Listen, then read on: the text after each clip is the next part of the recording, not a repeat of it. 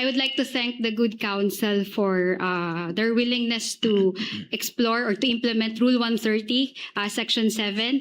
At least we have aligned with what we are expected to do before this honorable court.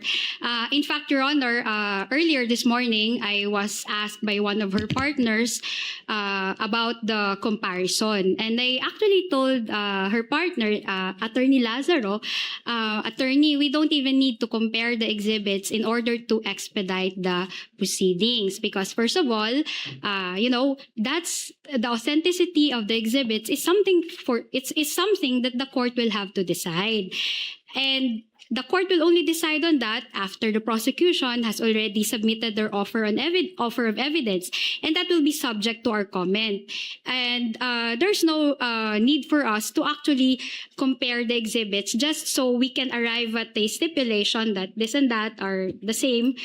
And also, Your Honor, with regard to the identification of the witness of the exhibits, that goes into the witness competence. No, we did not stipulate here in open court that the witness is competent to identify the exhibits, Your Honor, kasi hindi naman ho namin kilala ho yung taga-COA.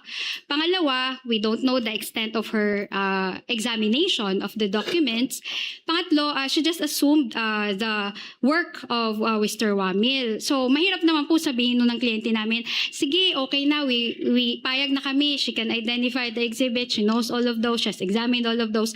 Precisely, that's the duty of the counsel to do in open court. Now, there's Rule 130, Section 7, and for those of you who are litigating before the CTA, you already know this rule, that a witness can testify based on the summary, and that would actually show that he's competent to testify on the exhibits by reason of the summary that she made.